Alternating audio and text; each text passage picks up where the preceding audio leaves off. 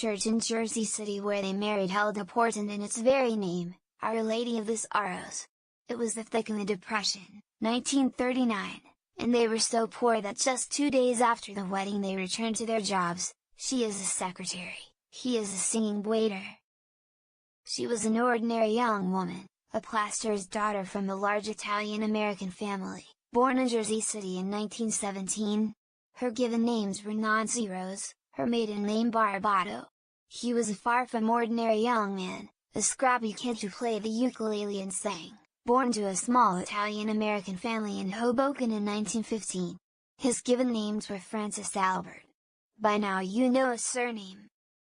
For a dozen tumultuous years Frank and Nancy Sinatra were husband and wife, a swath of time that included hearth, home and children for her and, for him, unparalleled fame and fortune and a string of extramarital romances that were grist for the gossip columns.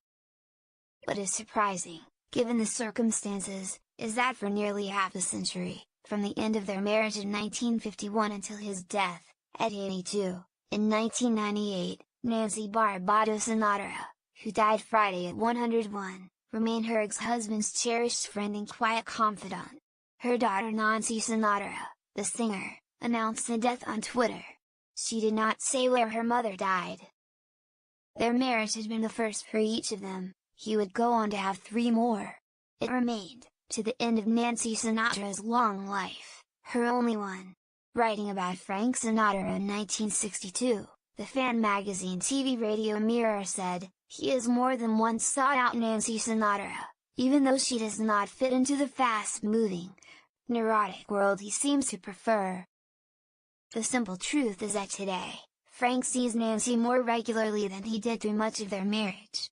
In some respects, Nancy Sinatra's life was of a piece with those of many women of the 1930s and 40s. She did all the cooking, sewed her own clothes and encouraged her husband's professional aspirations. In other ways it was singular. She answered his fan mail and, in the mid-1940s, followed him to California when a career in motion pictures beckoned.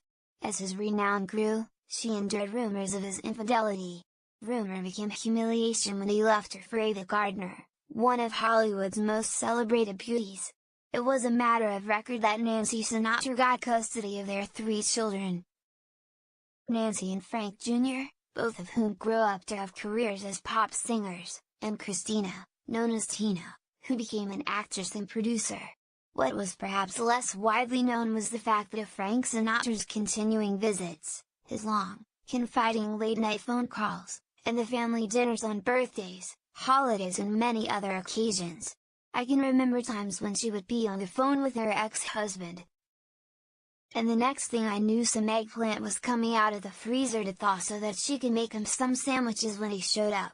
Nancy Sinatra's granddaughter A.J. Lambert wrote in a 2015 remembrance, and Vanity Fair survivors include her daughters Nancy and Tina, and her granddaughter, Lambert. Complete information on survivors was not immediately available. Her son, Frank Sinatra Jr., died in 2016, at 72, while on shore in Florida. This content appears as provided to the Globe by the originating wire service. It has not been edited by Globe staff.